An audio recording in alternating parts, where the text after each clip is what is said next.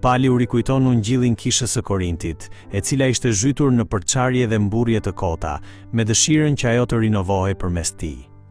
Ai shihte se rruga për të zgjidhur problemet e kishës ishte kthimi te ungjilli. Kisha apo individi mund të jenë shpirtërisht të shëndetshëm vetëm kur qëndrojnë drejt mbi ungjill. Besimi i shëndosh është i mundur vetëm kur qëndrojmë mbi ungjillin e Krishtit. Prandaj, besimtari duhet ta kujtojë dhe ta meditojë vazhdimisht ungjillin për të bërë një jetë që i përgjigjet atij.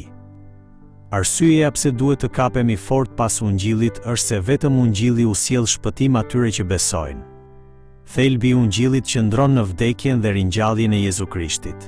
Jezusi vdiq në kryq për të shlyer mëkatet tona, dhe përmes asaj vdekjeje ne morëm shpëtimin. Gjithashtu, Jezusi u ringjall pas 3 ditësh, duke u bërë fryti i parë i shpëtimit. Kushdo që e beson këtë fakt, fiton shpëtimin. Sa herë që meditojmë mbi këtë ungjill, ne e kuptojmë rishtas dashurinë e madhe të Krishtit dhe, me forcën e asaj dashurie, mund të kapërcejmë sfidat dhe tundimet e botës. Pali thekson se ringjallja e Krishtit nuk është një pretendim i thjesht fetar apo legjend, por një fakt historik.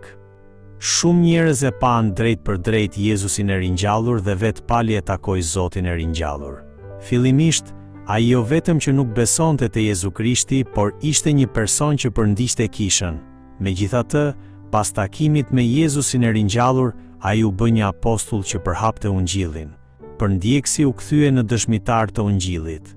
Prandaj, Pali rrëfen se fakti që ai u bë apostull është tërësisht hiri i Perëndis. Hiri i Perëndis u jep besim atyre që nuk e meritojnë, i çon drejt shpëtimit dhe i udhëheq drejt një jete që përhap ungjillin. Prandaj, ai që e ka kuptuar vërtet ungjillin, jeton një jetë mirënjohjeje dhe lavdërimi. Ai nuk lartëson veten, por lartëson Perëndin dhe jeton duke ia përcjell botës dashurinë që ka marrë.